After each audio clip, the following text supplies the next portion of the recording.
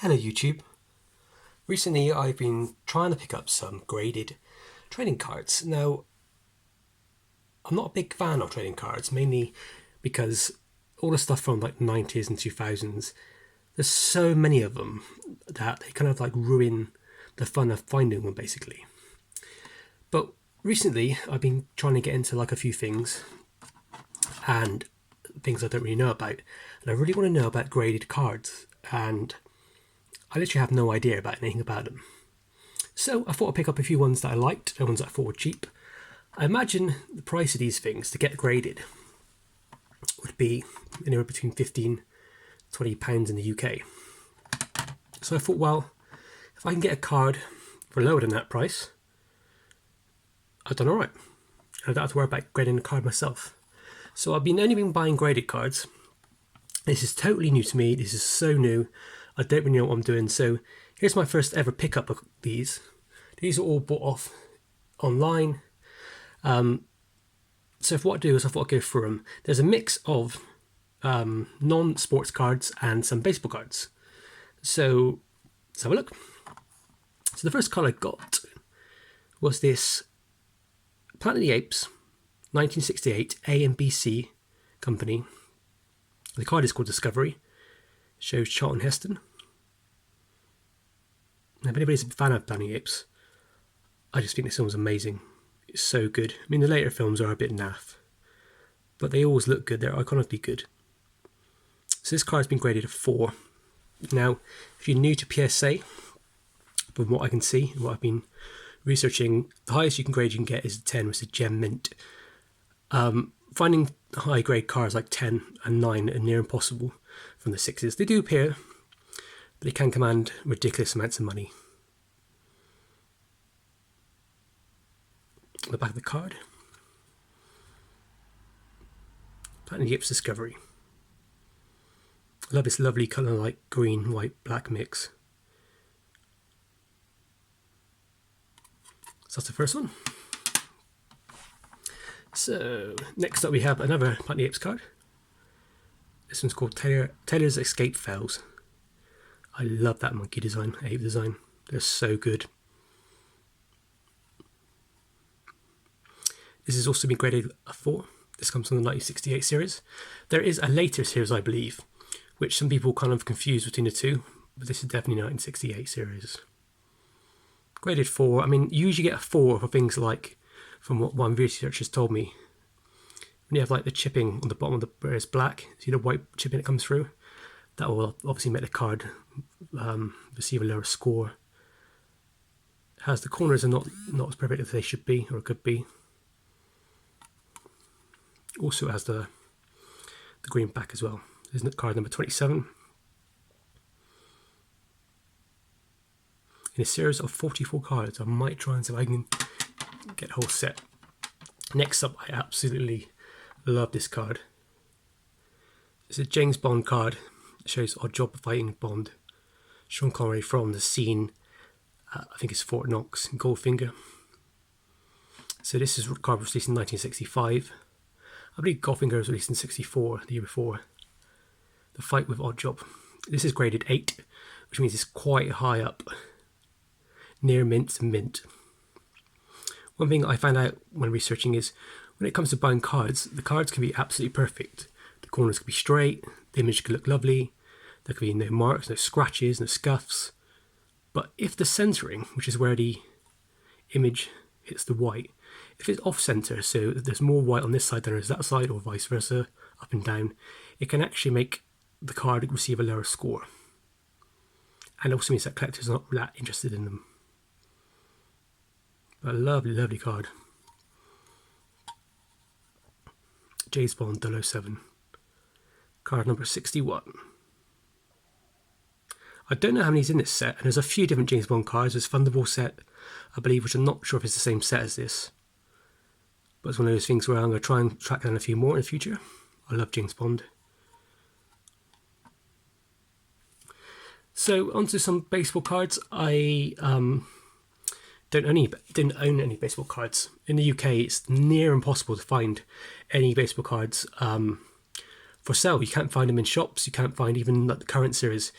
You have to either buy them online, and they sell pretty fast by the sounds of it, or you have to go to a very specialist shop, and they're just near impossible to find. You can go to some Comic Cons, and occasionally, very rarely, they might have a box with some for sale, but I can't find them. I go to a lot of toy fairs. I've never seen any graded cards before for sale, apart from a few Star Wars ones from the Topps line. So, when it comes to baseball cards, I have very little knowledge.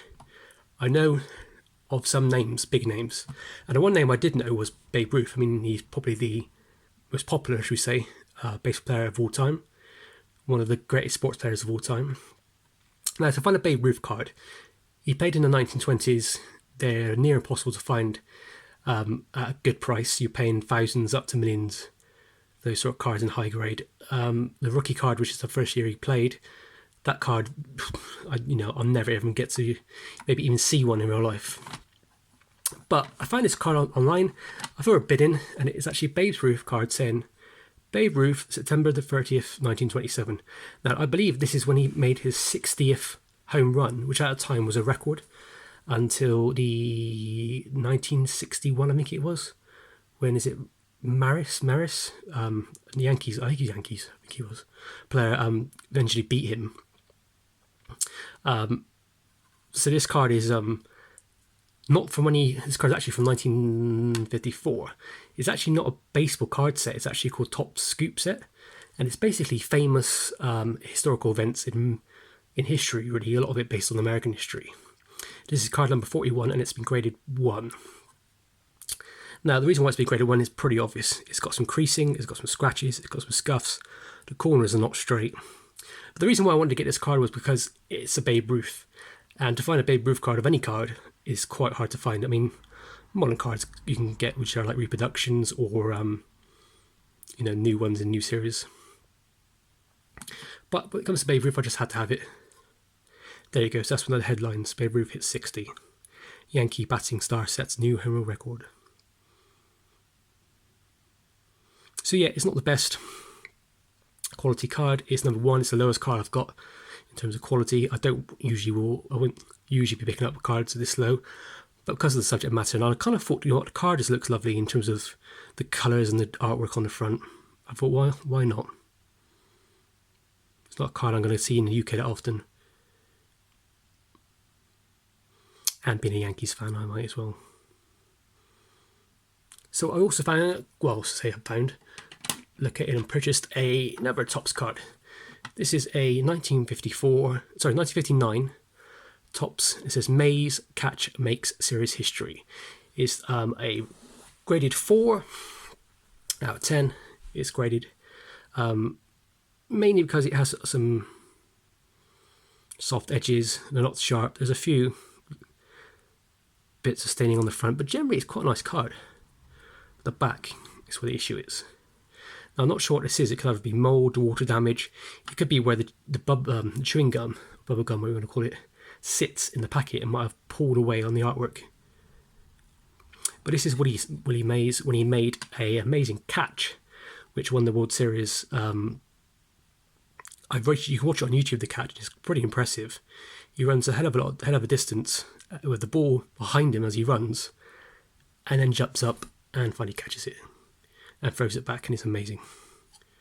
But to get a Willie Mays card, it's it's one of the most expensive cards to find.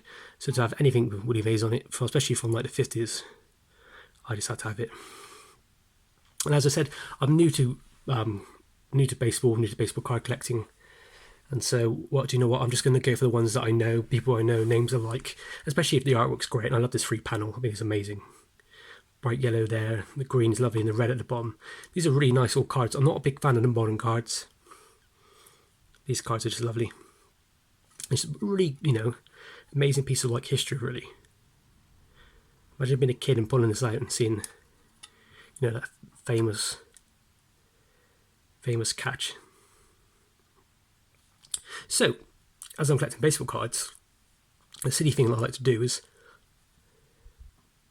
I'm giving myself away here, throw my name into eBay and see what comes up.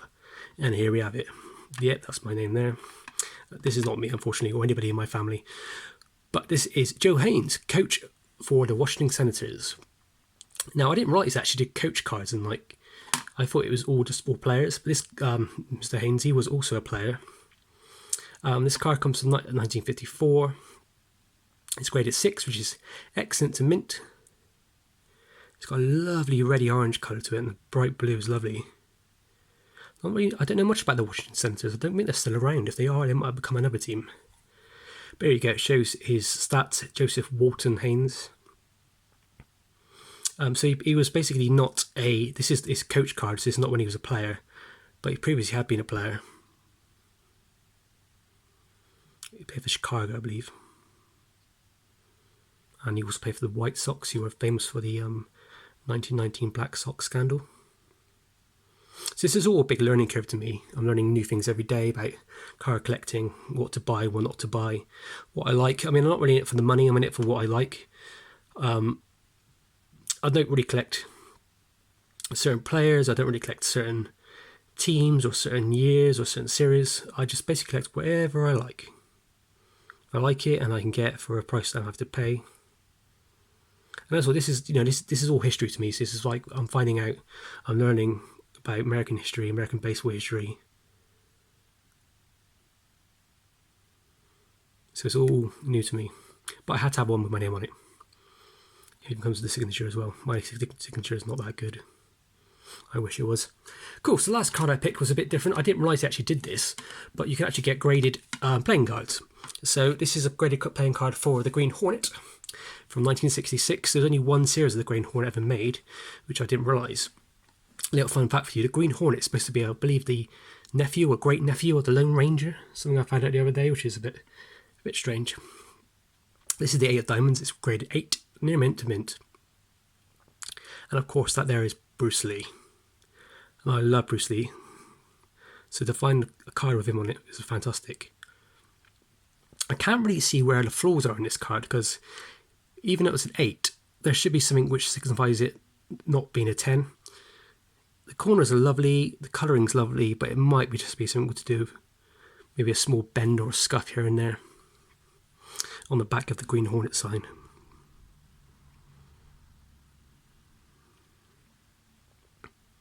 Now, toy fans might not be a fan of these sort of videos, so I apologise for them.